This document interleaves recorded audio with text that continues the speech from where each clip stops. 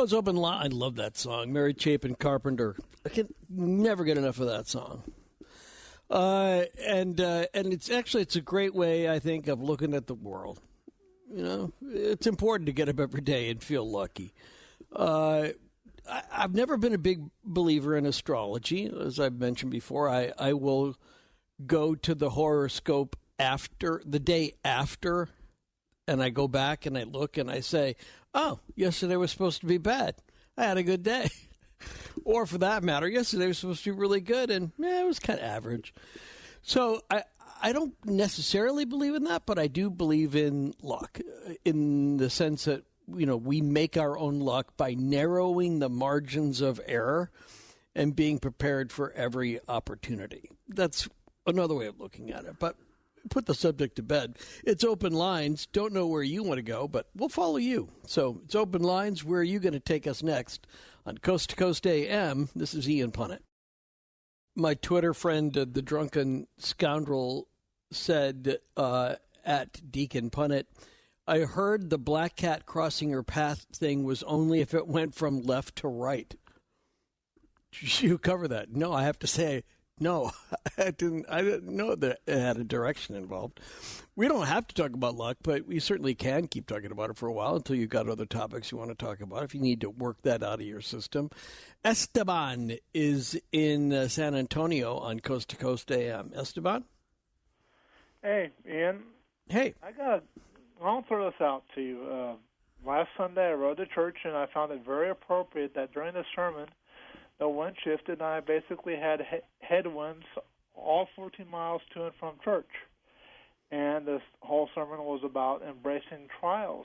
Yeah. But what really is luck? You know, I rode into a headwind the day H.W. Bush died. It was a 46-mile ride. And I look at that wind as basically something that was needed. And the situation during the retreat was wild and intense. Weird things happened. But some people would say that was unlucky, and to me it was like, no, I needed that training. So, I mean, is something really good or is something bad? Because as a Christian, I'm told to embrace trials, and that some things are unpleasant for a reason, but it's kind of like eating vegetables or fruits that may not be the best tasting things, but are good for us. Yeah, I'll go along with that, everything you said. And I think that, you know, sometimes what people consider to be unlucky are often just tests of my patience, and that it's a great way for me to work on my patience on circumstances that I can't control. And there's a lot of people who I think falsely believe that they can control everything, right? And so that it bugs them when things happen outside of their control because they need that environment, or at least that sense that they're in charge of every aspect of their life. So, yeah. I'll go with you on that. And I think that, you know, some of it's just probabilities and statistics. We look at good luck and we say that was statistically anomalous. It was a wobble up from what could have been the mean or the average, and that a bad luck is a wobble down. And it just numerically speaking, it was about time that something happened, and unfortunately it happened to you. And it's like, I can live with that, you know. But I also think there's a divine piece to it, to me, too, where I often think about how am I looking at these circumstances as unlucky? Because that would imply that something exists. No, I'm speaking as a person of faith, but that this exists as something outside of God's control. And I don't believe in that. So, yeah.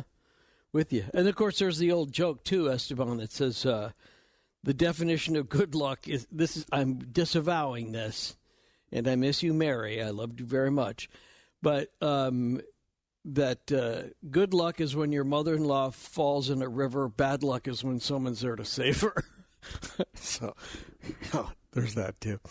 Walter is in Washington on Coast to Coast AM for Open Lines. Walter? Hey. I was calling again about Fatima. It's the anniversary of the 1917, October 13th. And about my birthday is tomorrow, so it always keeps me in. It's like I'm on a mission. Well, it's already then your birthday, isn't it? Is it 14 minutes into your? It's already 14 minutes into your birthday. Yeah, right. I guess today is tomorrow. That's yeah. Right. So happy birthday. Oh, thank you. But what I was going to say is, I've always been a person that thinks that Jesus and Mary should be able to appear to us, and that should be normal. I mean, they should be able to be on the earth with us. And like when it happened to the children, it's like they must have thought this is the greatest thing in the world. We're in touch with God and the Mother of God, and what could be wrong with this? And then when they went home and told their parents about it, their parents told them to shut up about it. You're not supposed to speak about this. There's something wrong with you. And they said, plus, it was against the law at the time because of the fascist situation taking over, that they said, you can't be speaking about this. We could get arrested and or thrown in jail or be killed by the government. So they were told not to say anything. Yeah, there's this great old black and white movie about that. It popped up on Turner Classic Movies or something about Fatima, and that was precisely what it was about. The conflict between the church and the government on what these kids had to say, and it was done with all that beautiful 1930s angelic music and stuff. And for people who don't know, it's very interesting. It's very controversial, often debated, and yet for a lot of people stands to this day as being one of the biggest miracles of the last century. Anyway, Gordon's in Tampa. He wants a question. You want to ask about advice, Gordon? Yeah. Hey, thanks for taking my call, Ian. You Sure. and the new call screener, Jeremiah, and, of course, Gina Salvati do a great job of filling in. And Coast to Coast and C-SPAN are the only two places that are national shows that take my calls anymore because either I'm too conservative or I'm just too, well, you know me, I'm talkative. I try not to be. But I have a situation coming up. Another talk show, I won't mention their name, this national, couldn't take my call Friday, but they took my phone numbers and are going to call me back Monday, and they're going to ask me not only why I'm upset about the House Speaker, but they said that guy's the show host is going to want to know who I think should be the right one. Now, I'm going to mention maybe Glenn Grothman because he supports... Wait. Are we doing politics now? I don't want your advice. Okay, I'll take the politics out of it, but I want your advice. They're going to ask me a question about something, and I'm going to give them an answer, but I hope to mention that, I would be the best person for this position, and I'm afraid that since it's pre-recorded, they're going to bleep me out. But if I don't tell them, my conscience will bother me because I feel I am the best person for this position, even though, of course, I wouldn't get the votes. And I want your advice because you're really smart on these things. Well, I tell you, you can never lose by going by your conscience. Always steer by your conscience. Ian, you're a great person and you're very smart. Being honest and smart on your end, and I hope to copy that, increases the probability, the odds, the luck that you give me good advice. And good. Well, that's the other thing. You never know what would turn into something else. So you look back on that, you go, oh, well, this one thing turned into something else because somebody recognized those qualities in me. Then I got an opportunity I hadn't even been predicting. So, it's the only star to steer by. Gordon, don't try and play it. That's when we run into trouble as human beings, I think, is when we're always trying to play the ricochet off the wall. First time caller line, Joel is in New York on Coast to Coast. Joel? Yes, and thanks for taking my call. Yeah. Back in 94 or 95, I was doing service work across New York State. On a return trip heading back to Syracuse, I was cutting through the Catskills, and I had just encountered an intense thunderstorm. I mean, it was torrential. And I'm going through a very secluded area in the Catskills. And I come into this area, it's kind of like a hollow, and it was there was a tree upended, and it was laying horizontal to the ground. I looked over, and I saw two thunderbirds perched on top of it. It was probably 8 to 10 inches in diameter. And the female was, I call it the female, it was the shorter. The male was probably 7.5 to 8 feet tall. and the female, what I call the female, was about 1.5 feet shorter. Since they had been flying in the rain, the female, they were both wet. The female was opening up her wings and shaking them out the water. And so I could tell it was definitely a thunderbird, just like what you see on the totem poles of the Native Americans. Sure. And when I was looking over at them, I had this feeling that you're very lucky that you saw this, but just keep on driving. And the biggest thing that I took out of it was the eyes, how penetrating the eyes were on it. And supposedly, don't the eyes create lightning? Yeah, supposedly the wings do the thunder, and because I've looked it up since then, I didn't know that much about them. Right. And I wanted to speak to, like a shaman from the Native Americans, and there was a good one in Syracuse had passed, but I always wanted to speak to him. Yeah, it's interesting. I obviously we couldn't see it, but I can picture what you're saying, and I've talked to. They weren't that far from me. They were probably less than 1,000 feet. And like I say, it was the shock of my life because I wasn't drinking, I wasn't drugging, I wasn't doing anything. I was on the job. No, I know, I get that. And 1,000 feet is still 1,000 feet, but that's interesting. And we've had guests on in the past who have talked about Thunderbirds, and that whatever they are, if there's something terrestrial about them and not otherworldly, that in itself is cool because they are then displaced bird species, which are so rare that, just as you said, you felt kind of blessed that you had the opportunity, but you didn't dare kind of slow down and make more of it. And other people who say no, that they're kind of an interdimensional being. I'm kind of on the first ground. I don't know that they create, thunder any more than the rooster creates the sunrise, but I would pay cash money to see what you saw that night. So I appreciate you sharing it with me. Thank you. West of the Rockies, and Marcy's in San Diego. Marcy? San Diego. Yeah. Hello?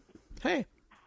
I've been seeing a pattern over the years of my neighbors and friends and relatives that are obese.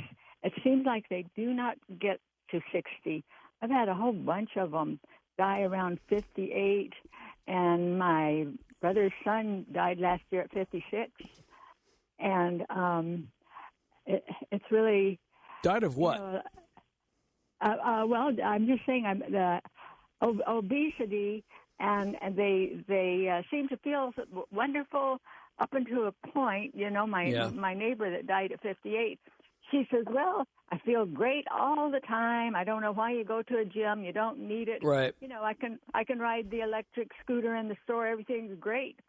And her husband was 15 years older than her, so he took out this insurance, if something should happen to him. And it should have been the other way around. And I saw a man come out of the mall, and he had a T-shirt on that said, "Exercise, God, no." I thought you said extra fries. I went next door. I like the T-shirt, but I get your point. Well, I went next door and I told my neighbor lady, the one that died, I said I got a kick out of that.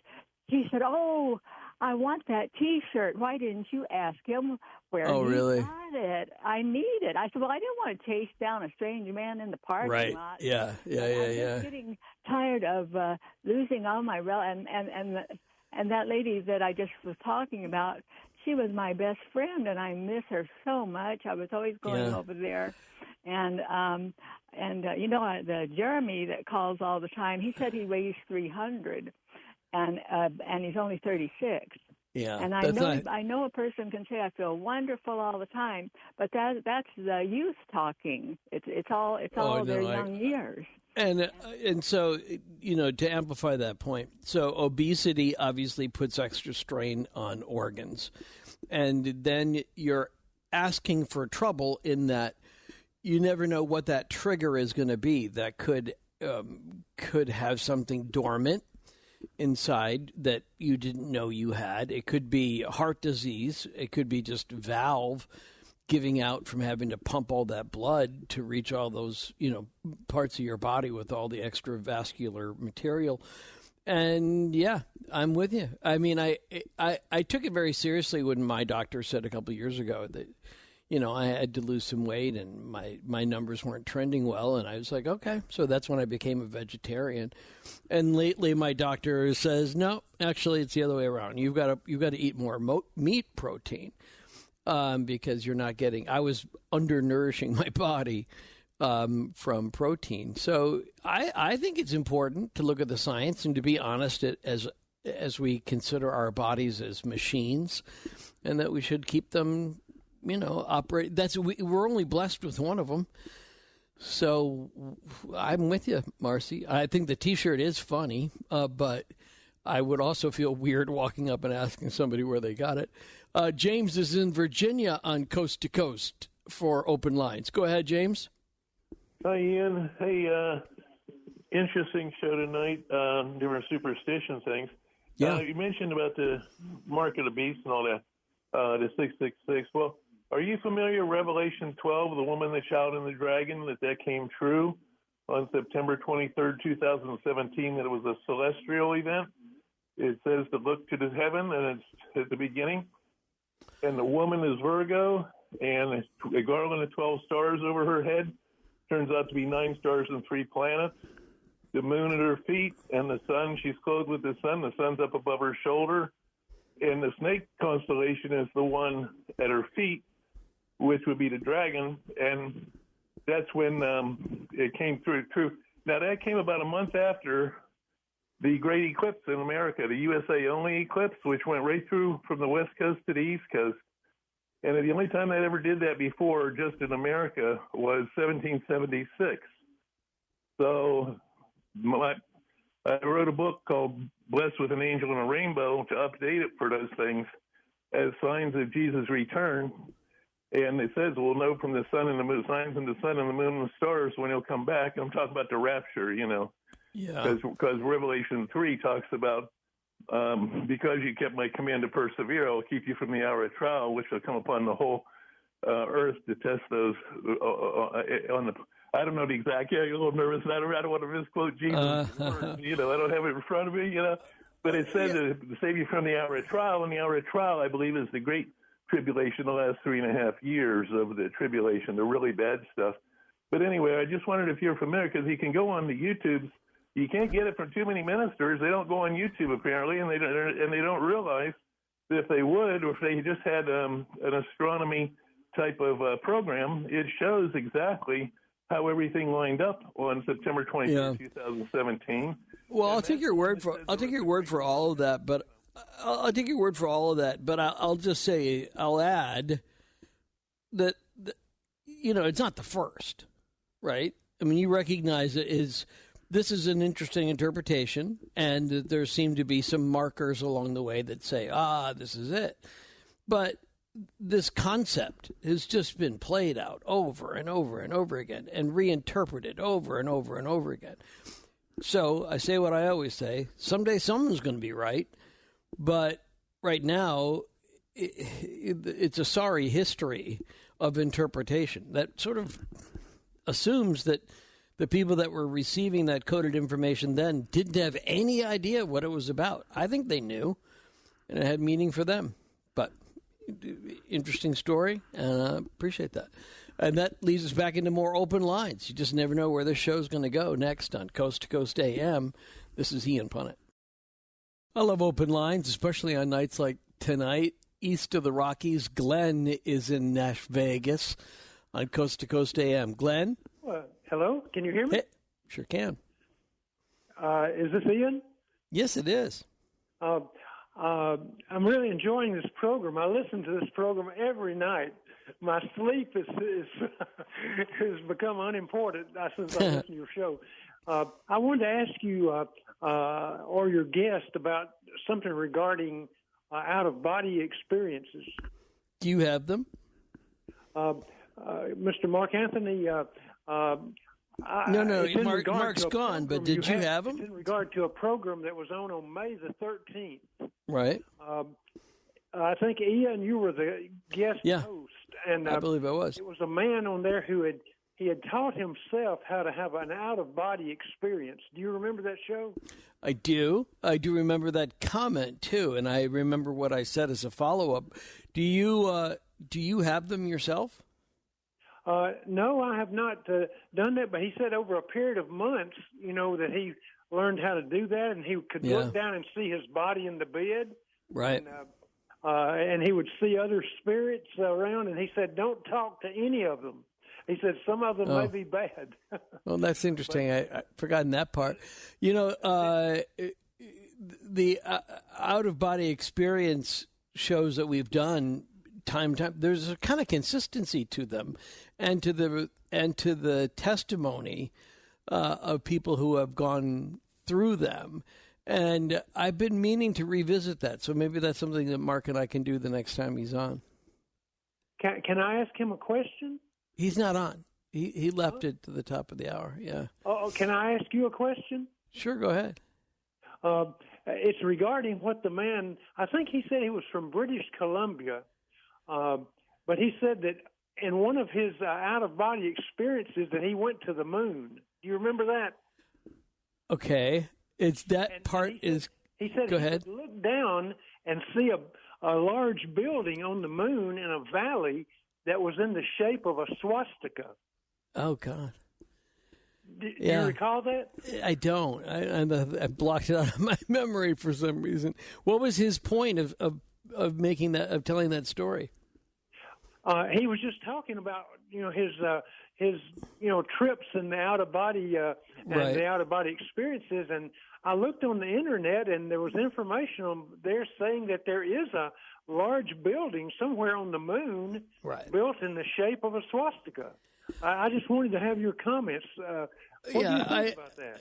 That part I heard. I just do remember him mentioning it, which is why I asked why he did it. I can't recall that. I have to go back and listen to it. But I will say, I don't think there are buildings on the moon, but I don't know that. Obviously, I mean, we can only go by snapshots that we take of it.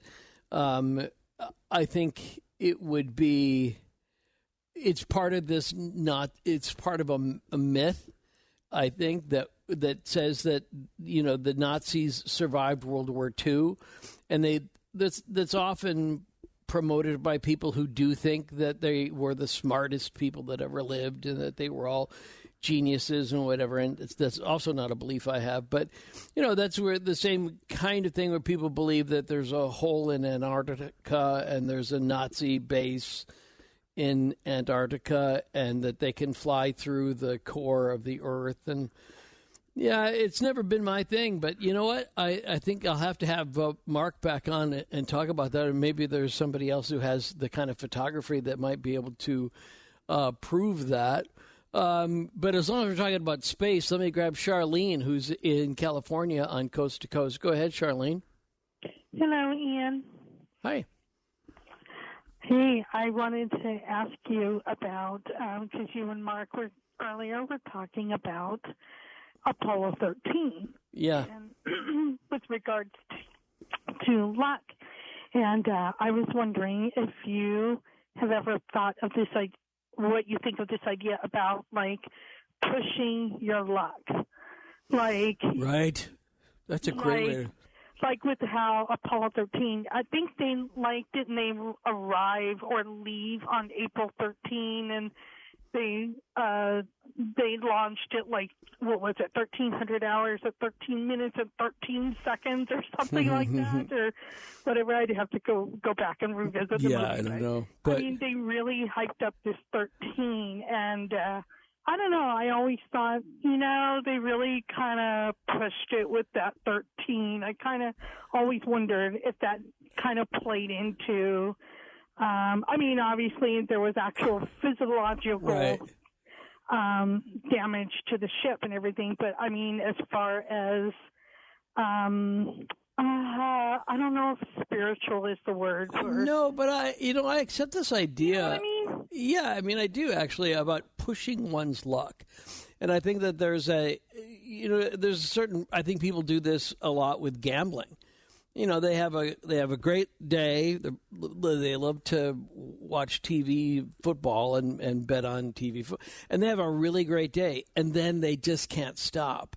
And I think that a lot of people who push their luck do that in the same spirit of nothing bad is going to happen to me. So I have to go back and look up the Apollo 13 connection to that, but. You're giving me something to look up when I get off the air. So thank you, Charlene. Scott is in Costa Mesa on Coast to Coast AM. Go ahead, Scott. Hey, Ian. Great talk with Mark Anthony earlier. I'm calling about good luck and bad luck. And it's funny that you should play Stevie Wonder because I wrote down, if you believe in things that you don't understand. Right. So that was just perfect. Yeah. It's always been one of my favorites. That Talking Book album from Stevie Wonder is just a great album. All along Mark Anthony's and your talk, I was just those lyrics were just going over my mind, and I was like, right. You got me. Right. Yeah, and we hit on a lot of those. Ladder about to fall, 13. We worked in there lots of different ways. But is that what you were calling about? Well, that, and then just how, in everybody's life, we all make choices, like those forks in the road. Right. And, over the course of one's life, the hundreds of thousands of different directions our lives can lead. And, good or bad, lucky, unlucky. I'm reminded of the movie Sliding Doors and how her life pivoted within catching or missing the train by those sliding doors. Was that, I've never saw it, but is that a Gwyneth Paltrow movie or something? It is, yes. And it was interesting and fascinating to see both perspectives. But, real life doesn't do that. We're just on one timeline. Right. Ever seen the movie Run, Lola, Run? I've heard of it, but no, I haven't seen it. Yeah, it was a pretty famous German movie. It starred the woman who later on would be in The Bourne Identity. But it's kind of a similar thing, but just much more serious. Because I've never seen, maybe my wife maybe watched part of it, but the Sliding Doors thing, was it kind of a romantic comedy? It was a chick flick kind of thing. Yeah, but yeah. That's right. No shame in that. But Run, Lola, Run is not. And it's sort of the serious version of that same theory of all the little things that can get in our way if we let them, if we don't learn from them as obstacles on our way toward a path. And so it's sort of the retelling of a story and this one pursuit that she has to have and the ways that it fails before it succeeds.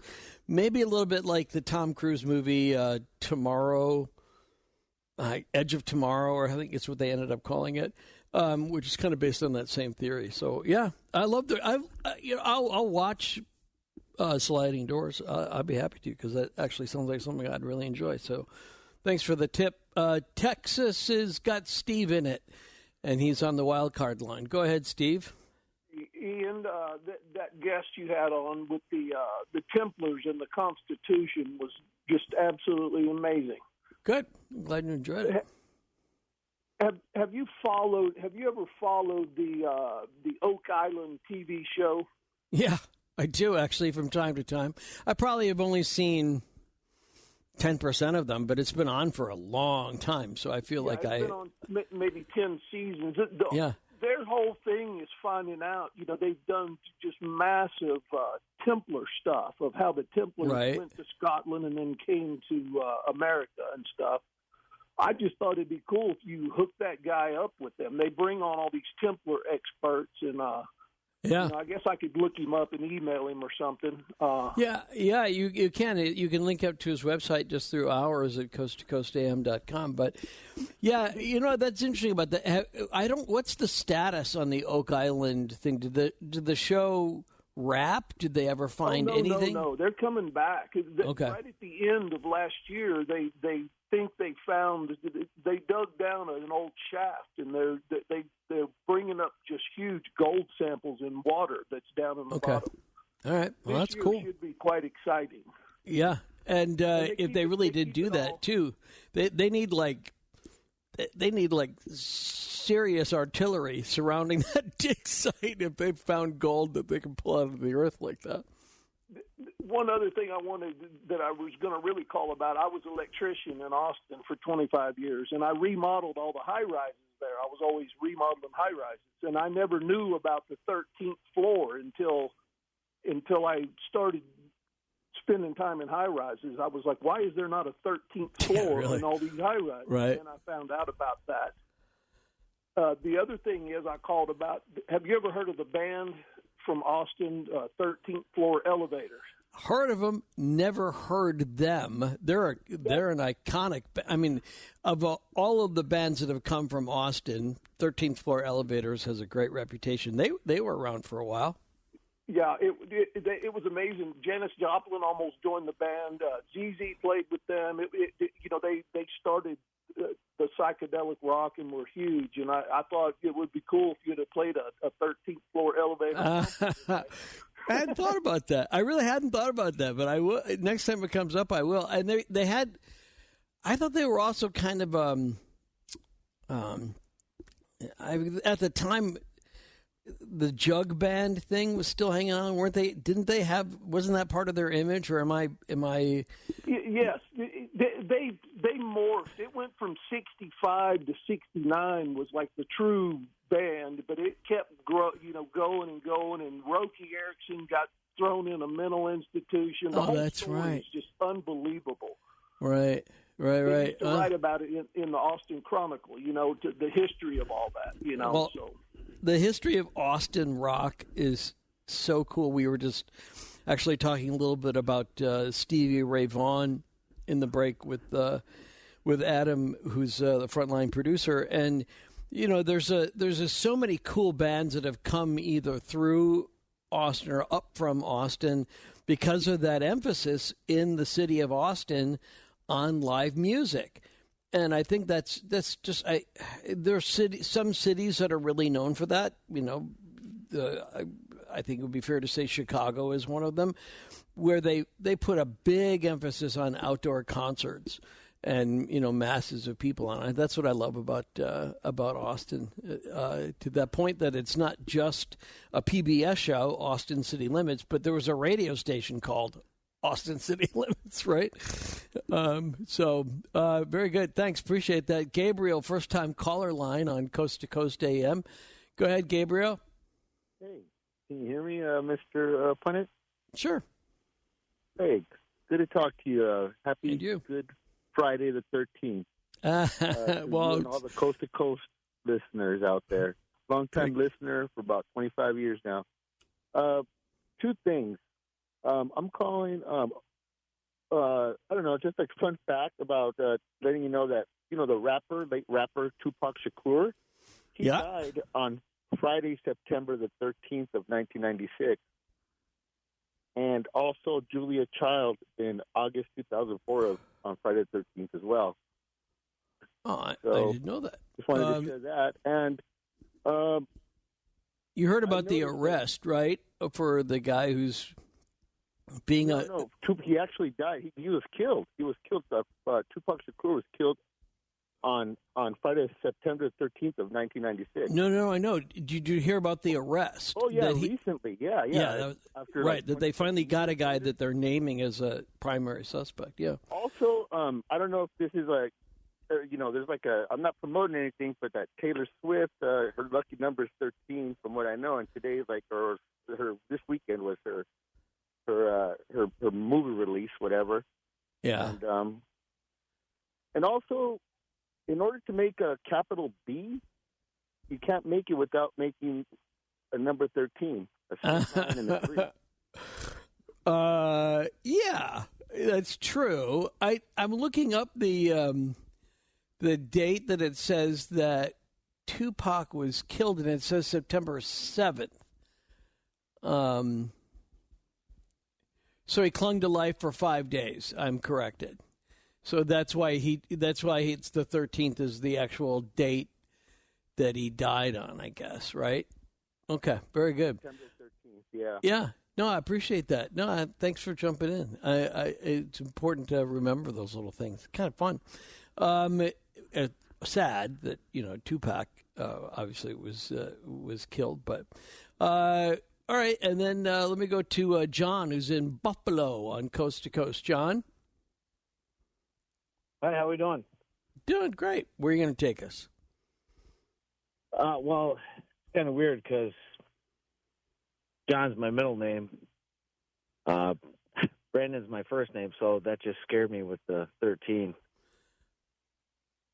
Why is that? Because it says John from Buffalo up on my screen. Did you not tell them that was your middle name? Oh, yes, it's John, my middle name. Okay. Yeah, all right. Brandon's my first, but just the 13 backwards, I never realized that. Okay. Yeah. I know about the B, you mean? Yes. And it's funny because Friday was my mother's birthday, October 13th. But I just want to talk about seeing a ghost. When? I was probably 16, and I got off the couch and looked in my living room through the hallway, and it was a perfect image of a little girl in a full white, ghost white dress. And my parents were on vacation, scared me to death. And it was a spitting image of a white ghost. Now, I've overdosed and passed away and was revived. And when that happens, you see the white. And it was the craziest feeling ever.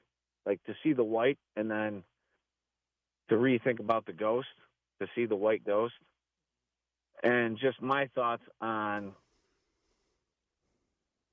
I just really wanted to ask you, what's your thoughts on religion? Well, with regard to ghosts? No, just overseas, like the Knights Templar, okay. Christians. Right. And all well, I can try and get to that coming up. I'll start the next hour with a quick comment on that, and you'll go back to more open lines on Coast to Coast AM. This is Ian Punnett.